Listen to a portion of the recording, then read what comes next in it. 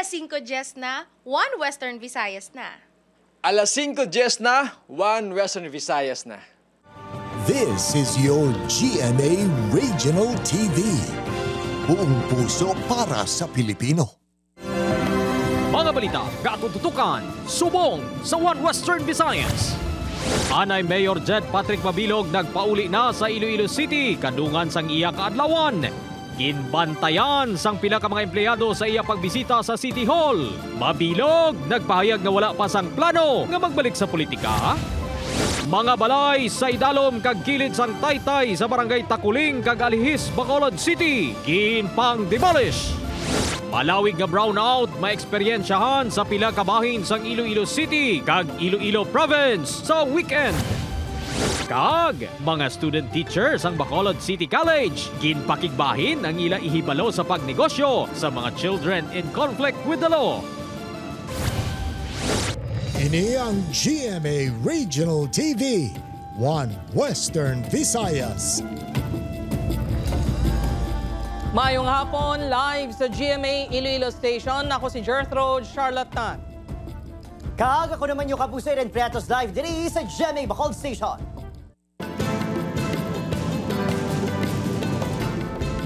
Mga kapuso, anay Iloilo City Mayor Jed Patrick Mabilog nagpauli na sa syudad ng Iloilo kadungan sa ika-59 nga kaadlawan subong adlaw. Mga puso supporters kag mga anay kaupod sa serbisyo ginsugalaw, ang anay alkalde si John Sala nakatutok. 7 ka tuig ang pag-self-exile ni Anay Iloilo City Mayor Jed Patrick Mabilog matapos malakip sa narco-list ni Anay Presidente Rodrigo Duterte. Liwat ini nga nakabalik sa syudad sang Iloilo. Pag-abot sini sa Iloilo International Airport kaina sa ang kaagahon, nagdiretso si Mabilog sa Mother Rosario Museum sa sulod sang Dominican Sister sa Molo para magpangamuyo. Ginsugalaw naman sang hinunugyaw kag pagkanta sang Happy Birthday ang alkalde sa nagpadulong ini sa Molo Church para magsimba. Antes magpauli, naghapit sa pansyon sang iya ginikanan si Mabilog. Wala mapunggan sang anay alkalde nga mangin emosyonal. Matandaan nga nagtaliwan ng Iloy City samtang didto siya sa Estados Unidos. Sang nag-abot ini sa ila compound sa barangay Tapok Molo, ginsugalaw naman ini sang mainit kapag abi-abi sa iya mga suporter, kaabyanan kag mga anay kaupod sa serbisyo. Because the 7 darkest years of my life. Hindi ko ready. So, salamat din naman niyo po yun. Balik mo na sa akin yung sakot. And siguro ari ako ready para sa inyo. Daw bata na ang pagkabig ni Nanay Rosalinda sa anay alkalde. Nangin emosyonal ini sa pagsugalaw sa iya. Nalipay ako nga wala siyang natabo sa iyang malain. Luyag sa mga suporter sini nga liwat magpadalagan sa pagkaalkalde si Mabilog. 101%. Dako ang salig sang mga Ilonggo kay Mayor Mabilog tungod halin sang una tampad ka grabe ang pagpalangga niya sa syudad sang Iloilo. Butangagin sabat naman sang anay alkalde. Ayaw, kabaso, kailangan, gracias sa lahat. Sa press conference iniginsaysay ni Mabilog ang mga kabudlay ginagyan sa yara sa luwas ang pungsod. Dala pasalamat sa mga nagbulig sa iya sa among mga tinion. Apang sa pamangkot kun si anay congressman kag sa karon Mayor Jerry Treñas ang may nabulig sa iya sang among mga tinion. No comment lang. Basta hindi ko pasundod to City Hall dahil. Upod kay Hans Desierto, John Sala. 1 Western Visayas. Sa kaangot nga balitang anay Iloilo City Mayor Jed Patrick Mabilog nagpadulong sa Iloilo City Hall. Anay alkalde nagpakikita kay Iloilo City Mayor Jerry Treñas matapos ang 7 ka tuig. Si Zen Kilantang Sasa nakatutok live sa Iloilo City Hall. Zen?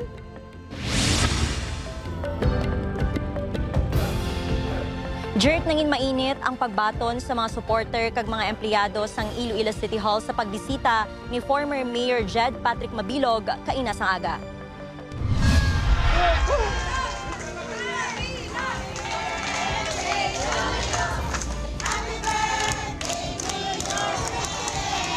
Ginbantayan sang supporters ni anay Mayor Jed Patrick Mabilog ang pag-abot sini sa Iloilo City Hall kaina sang aga. Sagwa pa lang, nangin mainit na ang pagbaton sa mga empleyado.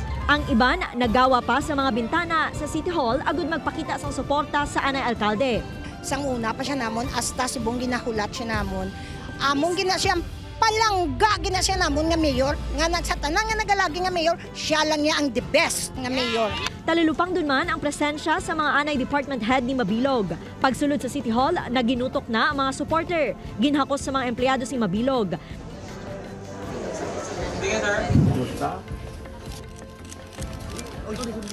Nagkortesiya ini kay Iloilo City Mayor Jerry Triañas. Nagkumustahan na ang duha kag naghaksanay sa unang ation pagkatapos ng 7 ka tuig.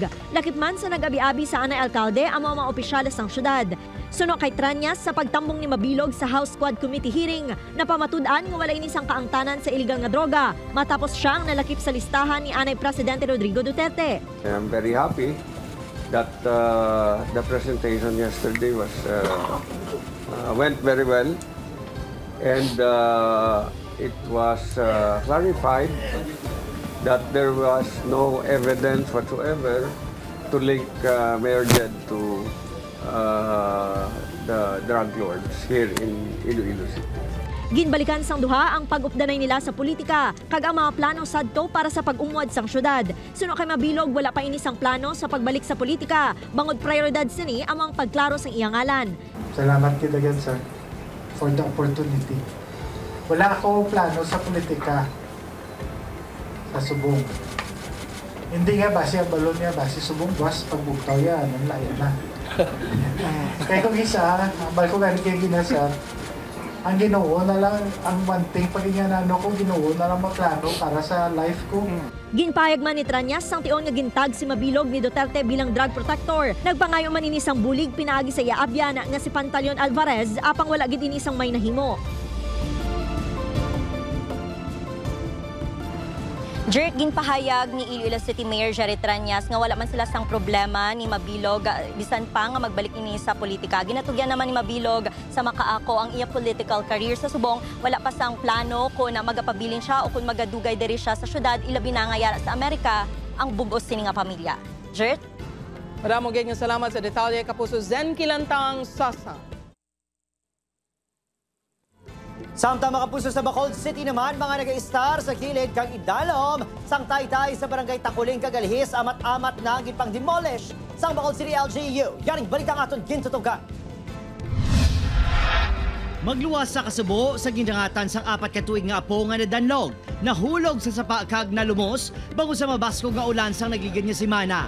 Ginabatsyag man ni Lola Vivincia ang pagdemolish sang LGU sa balay nga nahamtang sa taytay sa boundary sang Takuling Kagalhis. Ginayo ko isa ka semana, hindi sa akong maghapag. Dahil yung ganit kong gapon, hindi ko sige lang. Magluwas sa ila balay, gindemolish man ang balay sang duha pa ka mga pamilya sa lugar. Ang alagyan sa mga residente nga nag-iisar sa mga pika-pika, ginbaralan naman. Kaya nga, nakita ko nagit nga kapitan ni Stan Gerson kag flooding area. Tudluan ko pa silang madamok lamatay, dakag maliyawan ko yung rescue sila kung in case may bagyo. Nalakip na sa babahay program sa LGU ang pila ka illegal settlers sa lugar apang ginpili isang maini nga magbalik sa lugar suno sa opisyal. Kooperasyon naman ang panawagan sa alkalde sa syudad. Suno naman sa ilo isang bata ang napatay. Makitang gihapon sila sa pamaagi nga makabalik sa lugar bangod malayong lokasyon sa relocation site nga ginhatag sang LGU sa Vista Alegre. Sira kay kalaing ito, sir, sakit-sakit. Nasun birthday pa, sir, kasakit pa akong buot. Birthday, 22. Amo na sa himuson, do, ano, brakir kasakit sa akong nga isa ka iloy. Sa Domingo, natala na ang ilubong ang bata, kadungan sa iyang ikalima katuig nga kadlawan. Opo, Kiril Casillo, Adrian Priatos, One Western Visayas. Mga biktima sa pagpangtiro sa Banwa San Zaraga nakahatag na sa pahayag sa kapulisan para makabulig sa investigasyon. Daan nga hiligutanon pinakamabaskog nga motibo sa krimen. Si John Sala nakatuto. May maginbuyag-yag ang mga impormasyon ng mga biktima sa pagpangtiro sa Banwa San Zaraga nga may dako nga mabulig sa investigasyon suno sa Iloilo Provincial Police Office. Apang suno kay Major Rolando Aranyo, spokesperson sang IPPO, hindi pa ini sa karon mapalayag sa kapulisan. May mga ara na mga information nga nakuha which is nga very helpful gid sa ongoing investigation. Wala man ginadula sa kapulisan ang anggulo nga angot sa negosyo kag tuyo nga pagpang-hold up. Apang kun basehan ang mga sirkumstansya, daan nga hiligot ano ng pinakamabaskog nga motibo. Ang ang sentro or ang pinakamalapit nga motive sa incident. Although nga ang robbery way na sa gina-discount, but ang pinakamapaspog siya nga ginasundan nga motibo is ang old grudge. Lunsay nakagwa na sa ospital ang duha ka mga biktima sa di alias Noel kag alias Jake. Madumduman nga samtang yara sa barangay Poblasyon Ilaya Zaraga. Gintiro sa mga wala pa nakilalaan nga suspek. Ang mga biktima kaupod ang isa pa nga si alias Christine. Upod kay Hans Desierto, John Sala. Buana, Western Visayas. Mapusa student teachers naman gikan sa Bacolod City College, ginbakigbahin sa mga CICL kung children in conflict with the law ang ilang mga ihibalo sa negosyo nga makabulig sa ilang pagbago. Yaring balita nga itong gintutukan.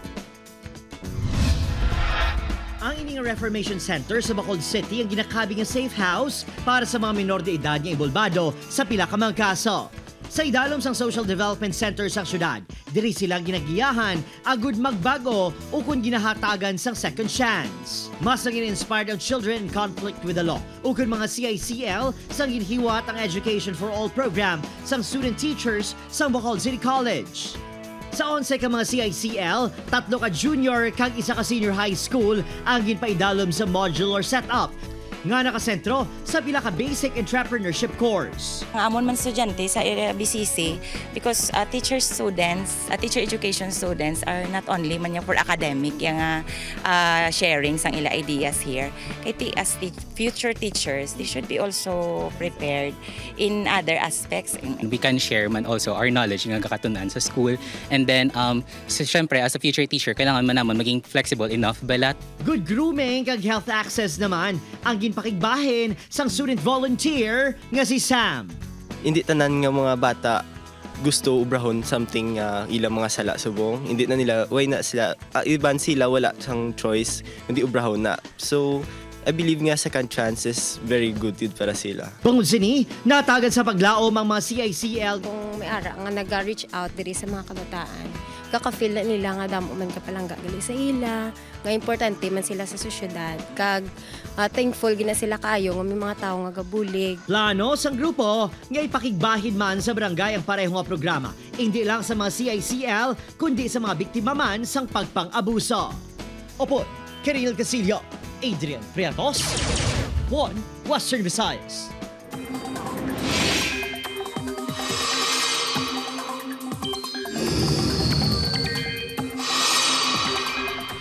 Mga kapuso, nangin bagyo na ang low pressure area nga yara sa sulod ng Philippine Area of Responsibility. Gintawag ini nga bagyo Igme ang ikalima nga bagyo nga nagsulod sa Par subong nga Setyembre.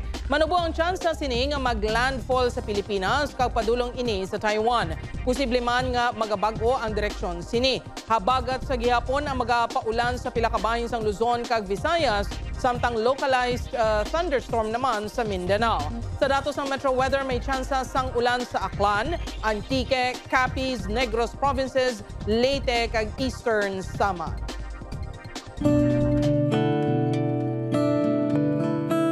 Manughatag sang tanan nga kaalam, manunudlo sang tanan. Hatagan mo sila sang husto nga pagpalangga kag paghangop suno sa tagsa kahuna-huna kag balatyagon. Hatagan mo sang paghangop ang ilabatan-on nga mga panghuna-huna. Kabay hindi sila magkataka.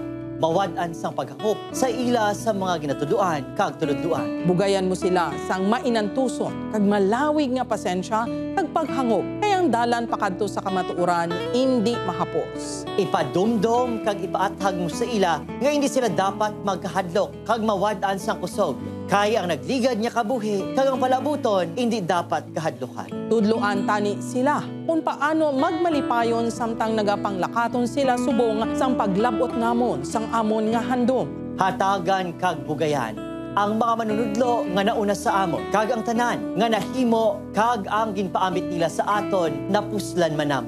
Ipalapnag pagid ang inyong mga maayong buhat kag kasanag nga nagaputos kag nagalikop sa tanan nga mga manunudlo. Makatindog man sila suno sa ila hinambalan, matunan Manila magpalangga kag maghigugma suno sa ila hunahuna kag dikta sa ila balatyagon. Mapasanyog nila kag mapaatahag subong, mapaambit suno sa hutik sang ila tagipusoon. Kabay pa.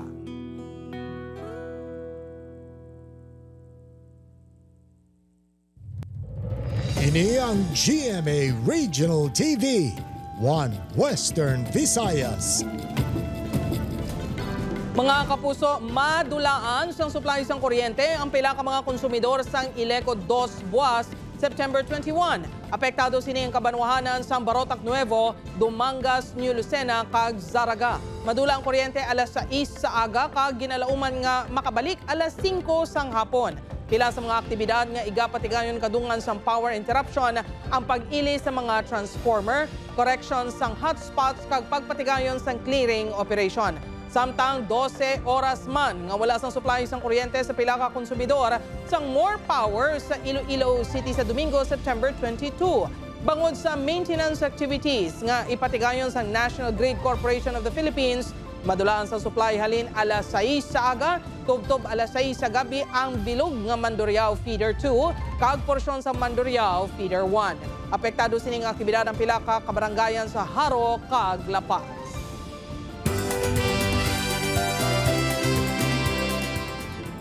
Mga puso, kapin 2,000 naman ka mga police personnel sa Bacolod City Police Office lakip na ang magikan sa Police Regional Office 6 on Pro 6 ang natala nang i-deploy para sa seguridad sa Mascota Festival sa siyudad ng Bacolod sa Oktubre. Tutugan sa kapulisan ng 4 ka mga festival site. Nagpadala naman sa request ang Operations Management Unit sa BCPO sa Alcalde Ango sa pagpatuman sang signal jamming halin alas 4 tubdob alas 8 sang gabi sa Oktubre 26 kag alas 12 sang udto tubdob alas 9 sang gabi sa October 27.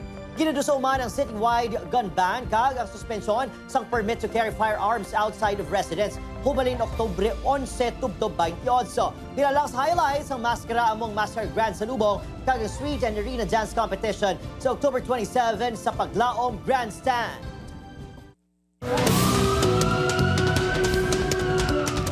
Nakaangkon sang menor nga kasamaran sa lawas si Iloilo Police Provincial Office Director Colonel Bayani Razalan matapos nga naaksidente ang salakyan sini sa barangay Makatol, Pototan, Iloilo kaina sang aga. Suno kay Major Rolando Aranyo, spokesperson sang IPPO, mapadulong punta ni sa San Dionisio, Sanday Razalan sang hinali lang nga nagliko ang ginasundan nila nga closed van rason nga nakabunggo sa likod sini ang ila salakyan. Bangod sa impact, naguba gid ang naunang abahin sa salakyan ni Razalan. Luwas naman ini sa Katalagma.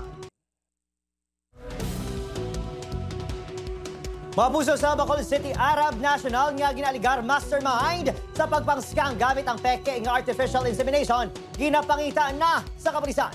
Yaring balita nga dito tukan. Maluwas sa 3 nga nadakpan sa entrapment operation sa kapulisan sa Bacolod City sa pagbaligya sang peke ng artificial insemination nga mga produkto. Sentro subong sa investigasyon sa kapulisan ang ginapahig Arab National nga posible mastermind sa pagpangbudol-budol sa syudad kag sa probinsya. Suno, sa impormasyon sa BCPO, ang Arab National ang nagapakuno-kuno buyer sang peking artificial insemination products para sa baka. Ang mga biktima ang ginaganyat sa mga nadakpan nga suspect nga mag-hoard sang AI products sa pagpati nga baklon ini sang foreigner sa mas mahal nga presyo. Mambal lang nagdala sang item nga 22,000. So mambal nang arabo ditong may grupo nga may arabo nga kuha kay baklon ng 25,000. Dala mo to sa ila, ngin bakal 25,000, ginan siya ka 3,000. So uli, mambatong arabo nga gusto ko daw pag nga items. Ginusoy sa kapulisan ang mga posibleng kinisaran sa suspect nga Arab National apang wala na ini sa lugar. Teka pating BCPO nga wala pa ini nakahalin sa Bacolod. Kapon, sa kahapon, nag-check-in sa hotel, wala na to sa hotel kaya nakabalon ng dakpan tong upod nila. Ang tong duwang upod dyan may waran to. May ginapatihan pa nga 2 ka persona nga nagabulig sa operasyon sang Dumuluong. Ginapanawagan man ang mga posible na tuntuhan pa sang grupo nga magdangok sa kapulisan agud mas mabugat nga kaso ang mapasaka batok sa mga suspect. Opo, Kiril Casillo, Adrian Priatos, One Western Visayas. Suspendido sa sulod sang 6 kabulan ang alkalde sang Tobias Fournier Antique nga si Ernesto Tahanlangit III. Ginpapanhaog sa ombudsman ang preventive suspension kaangon sa kaso ng abuse of authority kag grave misconduct kag ipasakan ni Vice Mayor Jose Maria Fournier batok sa alkalde. Ini ang nagbugat sa komprontasyon sa tungasang duha sa nakaligad nga Abril 29 kung saan ginsumbag sa alkalde ang vice-alkalde. Ang insidente ang kaangos sa pagpanagtag sang food pack sa mga pumuluyos ng banwa nga apektado sang El Nino. Si Fournier ang nagaserbi subong nga acting mayor sang Tobias Fournier. Gitinguhan sa news team nga makuhaan ini isang reaksyon apang wala pa ini isang tiyempo para sa interview. I will voluntarily step down. No? I will respect the decision of the Ombudsman, but then kung ano man ang desisyon niyo, hindi natin yung sugot para hindi kami mag-imok ang amon man na legal action. Sa iban pa nga balita, nagtipo ng mga industry leader, policy maker kag mga eksperto sa nagkalain-laing nga patag. Sa iya pagpamulong-pulong, ginapahayag ni Institute of Corporate Directors Chairman Attorney Pedro Maniego Jr. nga handa ang Pilipinas nga mangin kabahin sa developed countries. Ginatalakay man diri ang obligasyon sa mga board chair sa pagsaba sa global challenges, pareho sang climate change kag iban pa nga issue sa sosyedad. May ginpatigayon man nga panel discussion kun sa diin kabahin sa mga gintalakay ang cybersecurity kag gender sensitivity sa corporate leadership. Yara man sa pagtililipo ng pila ka opisyal sang gobyerno nga nagpakigbahin sa mga reforma nga ginapatigayon sa ilatag sa kaahensya sa pagduso sa transparency, accountability kag sustainability.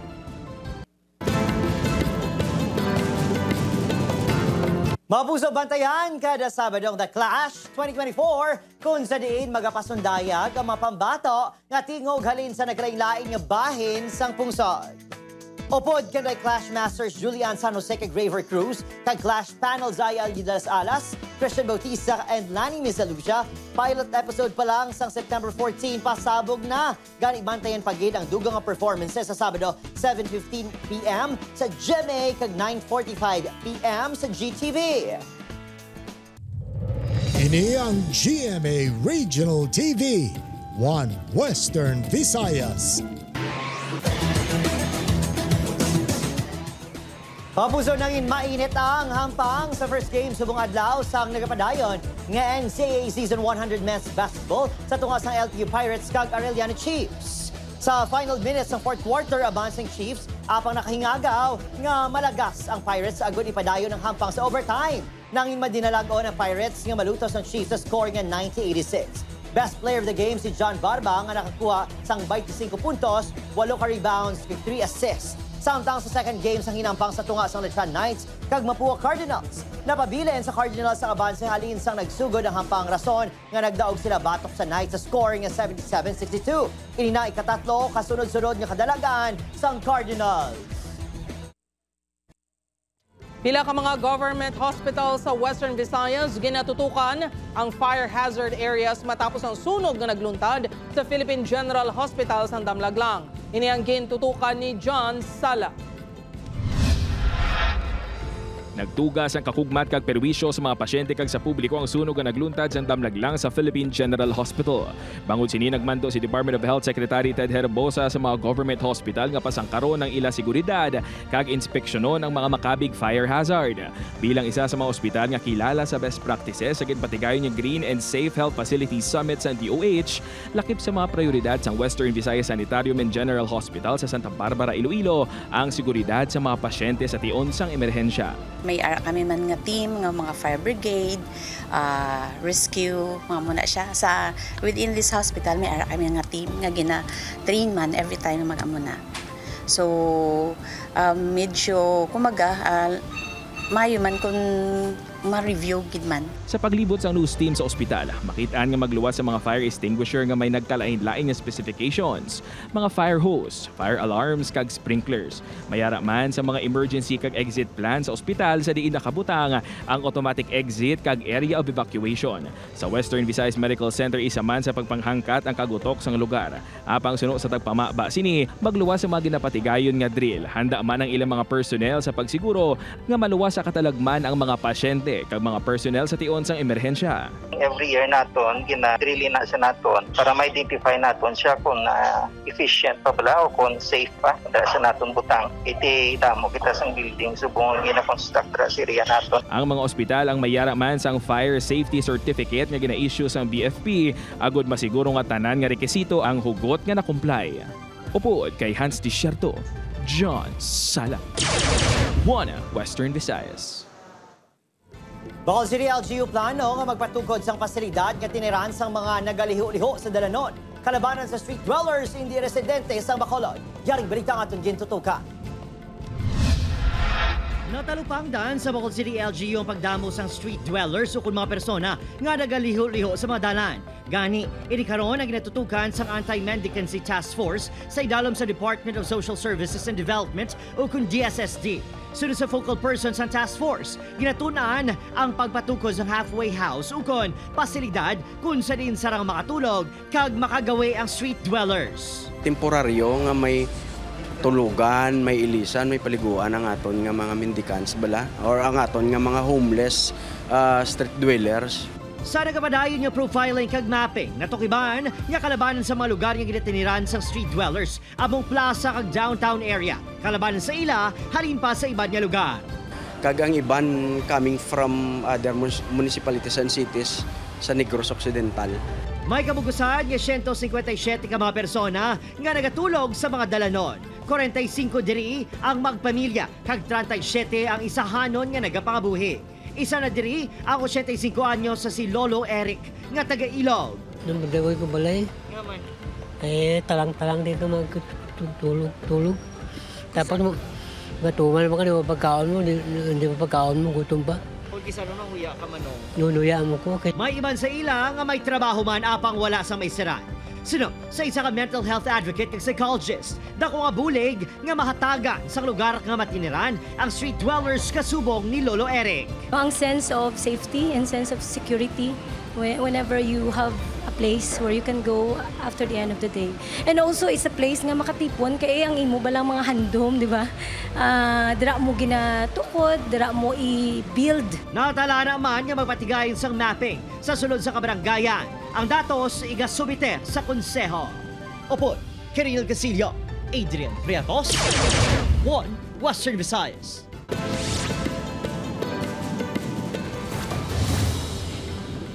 Naglabot sa 2.4 million pesos nga balor sang illegal nga droga ang na-recover sa Bacolod City Drug Enforcement Unit sa ginapahayag ruruan sa Purok Himaya, Barangay Mansilingan kahapon sang hapon. Arestado sa operasyon Sanday alias Jesus, 32 anyos, alias Junji, 36 anyos, alias John Mark, 23 anyos, kag alias Giselle, 29 anyos.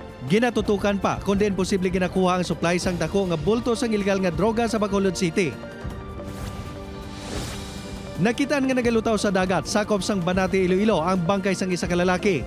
Suno sa kapulisan, pasado alas 3 kahapon sang hapon, samtang nagapatrolya ang bantay dagat kag PCG. Nakita ng lalaki nga nagalutaw-lutaw sa dagat sa barangay Poblasyon.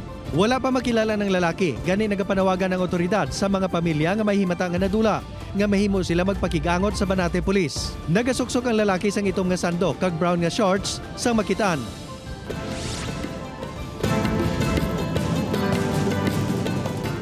Tuman ang kakugmat sang 64 anyos nga babayi sa Thailand matapos niya natrap siya balay samtang ginakamburan sang dako nga magkal.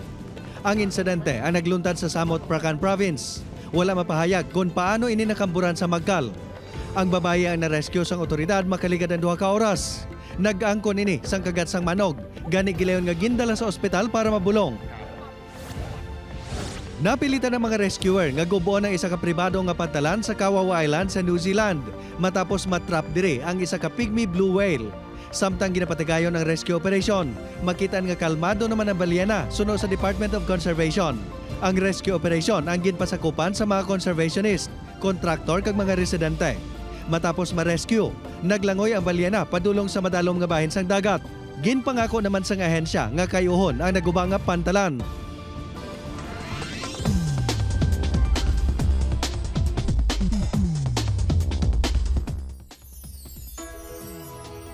Mga kapuso, 96 days na lang, Pasko na. Sa aton mga puso diri sa Western Visayas, nagsubong man sa aton mga puso abroad, madamo gid nga salamat sa padayon pagtutok. Ako si Aiden Prietos. Cheers! Happy weekend! Happy weekend, Adi! Kapuso, mag-isa kita. Kaghibalo ng mga balita tungod local news matters. Ako si Jethro Charlatan. Ini ang One Western Visayas. Bugos nga puwersa para sa mas dako nga misyon kag mas masangkat nga pagserbisyo sa pungso.